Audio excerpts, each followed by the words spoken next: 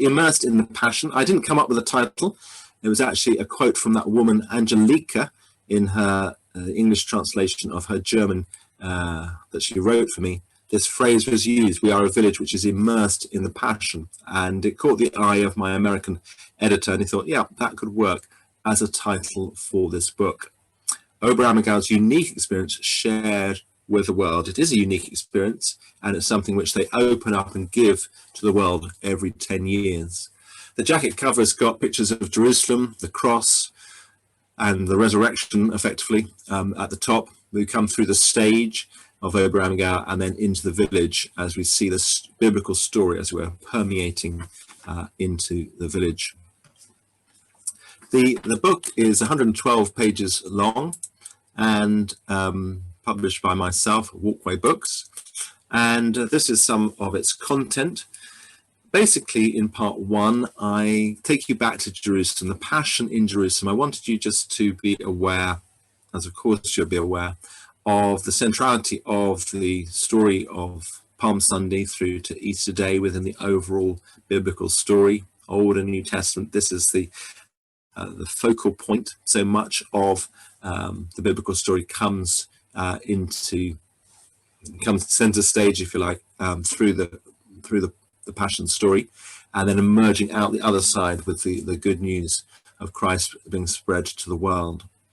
The Passion in Jerusalem, I wanted people to know my conviction that it is a historical story. It's not just a story, it's his story, it's a historical story. Modern research hasn't dented that. It's a story which is played out on the streets of Jerusalem in a real place, in real time.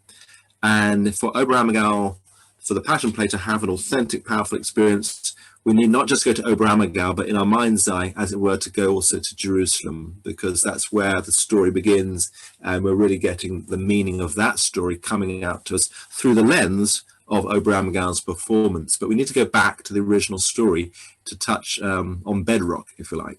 So the Passion in Jerusalem, the Passion at Oberammergau, it's telling you the story there in chapter 2 of how the last 350 years have gone within the village and what they have done to experience this, the ups and downs, the times when the Passion play hasn't been able to be performed. In 1920, they were unable to perform because of the First World War and the Spanish flu, and it had to be postponed to 1922.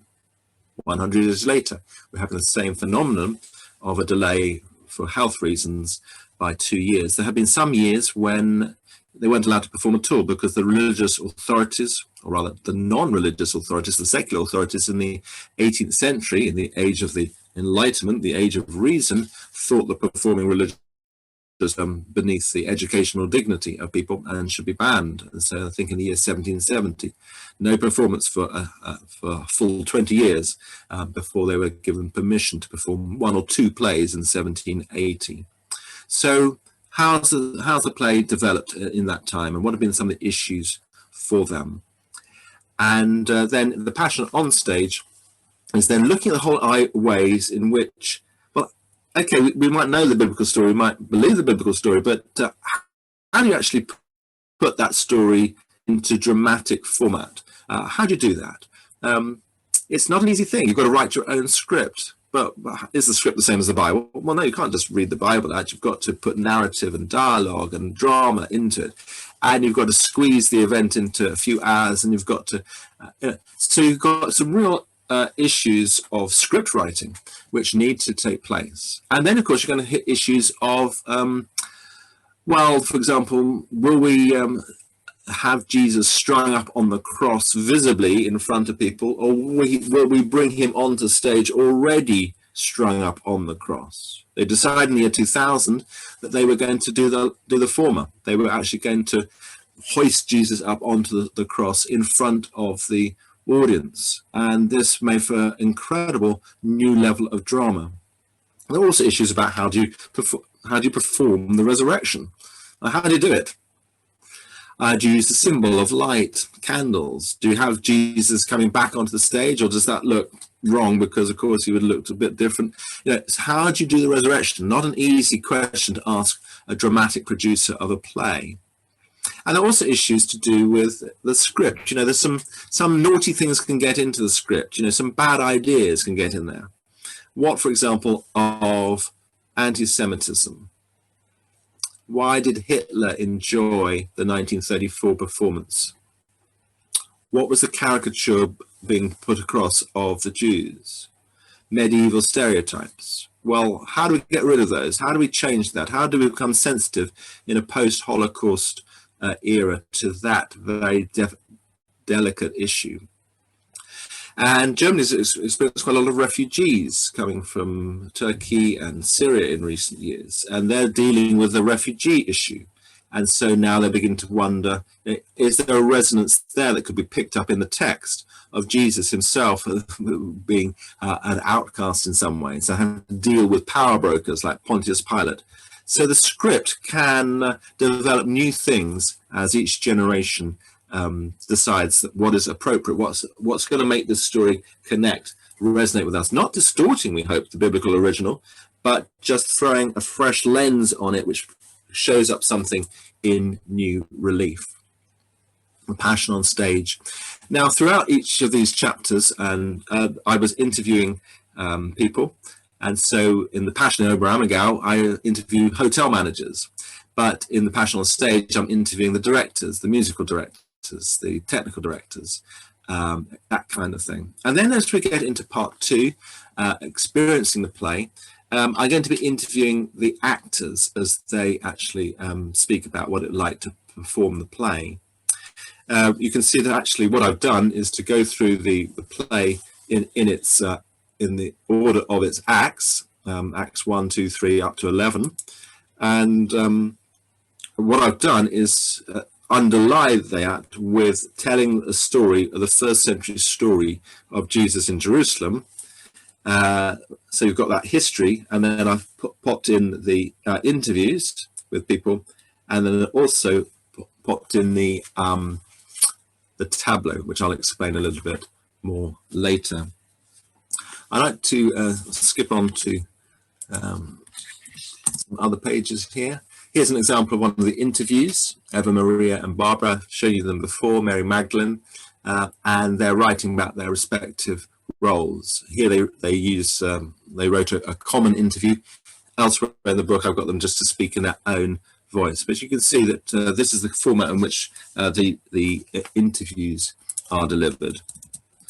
And here is, well, you've already seen this picture, but it shows you how the book is fully illustrated.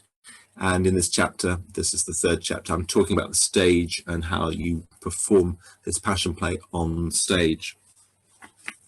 And here's an interview with Christian Stukel. I actually got two interviews with him, both a general one and then also one to mark the beginning of Act 1 and what he was hoping to achieve at the very beginning of the Passion play. So it's great to be able to hear from him and to enable him as the director to communicate to you some of his vision for what he was going to do. At the end there, he's saying, I'm hoping that the door of faith can be held open to a much wider audience, many of whom otherwise might never bother to consider this remarkable character from ancient history, Jesus of Nazareth. And to discuss with him some of the issues of how do you put across the historical Jesus, how do you portray Jesus as Jewish, how do you portray Jesus as ordinary and human, and yet allow for the possibility that he might also be him whom the creeds declare him to be. How do you do that in a way which is true to the original and yet not sort of forcing the issue on people who want just to look at the evidence, as it were, on its own? This picture here on page 36 just gives you an example of one of the 2010 tableaux vivant, or the living images. This one looks like it's the angels standing outside the Garden of Eden rather, to prevent Adam and Eve from returning. So this gives me just an opportunity to speak a little bit about these, because they are a distinctive feature of the Passion play. There are other Passion plays performed in Chester and other places, medieval performances. But this is distinctive for the Oberammergau, as far as I know, that they have these Old Testament portraits or tableaux punctuating the Passion Play narrative. So we go from the story of Jesus and we suddenly go back into the Old Testament. And there's some music, but otherwise there's silence, there's no dialogue. And we just look at the spectacle. And Adam and Eve stay there stationary for 2 minutes. And we're being asked to think, how does this story help me to understand the Jesus story in some new way? Maybe this Jesus story is telling us how the way back into the Garden of Eden has finally been made open to us. So it gives an opportunity for us to meditate, to think, to ponder, to ask questions, to make connections. And I think it adds a whole new layer of depth. If when you're using a camera, we'd use the language of depth of field, well, these tableaux give us a depth of field. Behind the New Testament event, we're seeing 1,000 years or more of Old Testament thought. And the amazing thing that the costume director and the person who is responsible for planning this year's tableau, a man called Stefan Hagener, said to me, he said, when constructing these, I began to realize that these actually give us a window into the mind of Jesus, because these were stories that Jesus himself knew, and presumably he was thinking of some of the comparisons between his own role and that which Moses did. We know this from the Gospels. Jesus compared himself to Moses and said he was performing a new Exodus in Jerusalem. So as we look at a picture of Moses, perhaps at the performing an Exodus miracle or something, we can actually think, well, was this how Jesus was seeing the connection? And that's a fascinating level of insight, if you like, into the mindset and the worldview of Jesus himself. Just a few more pictures from the book, a few more pages into the last few moments here. This is the way in which we've shown my commentary on the tableau.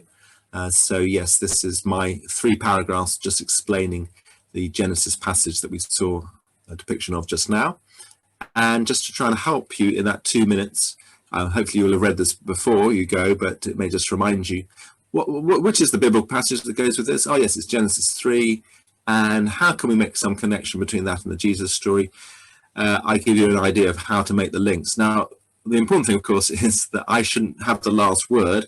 And when you watch that picture, hopefully you will get new insights and make new connections, which I've never dreamed of. But I'm just trying to get you ahead of the curve, if you like. You've only got 2 minutes to sort of make the connections.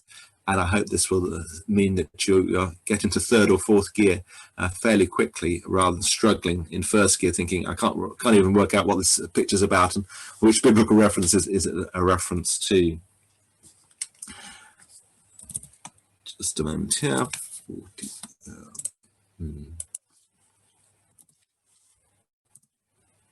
Yeah, just a little bit of the history, just to show you we have got some Jerusalem maps there. So we do try and keep the story rooted in Jerusalem, helping perhaps some skeptical people to think, well, this story might actually have taken place and actually have roots in real history.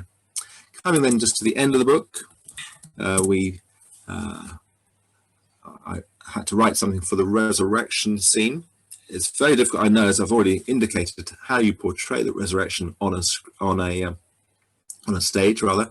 But anyway, we just use this picture here. He is not here; he is risen. Just to remind us that is where every one of the Gospels ends, on this this punchline, on this good news of that the crucifixion is not the end of the story. And indeed, if dramatically the crucifixion is the end of the story, it would be a very depressing experience to go to the Passion Play, because it is traumatic. It is a very powerful story. And one of the people who were, well, we may hear from Jesus in just a moment, but the sheer power and the look of horror on the audience's faces as they see Jesus being crucified is a very powerful, cathartic, deep experience, which every viewer it opens themselves up to in going to the Passion Play. The news of resurrection makes some sense and brings hope And in this coronavirus season, how much we do need that word hope.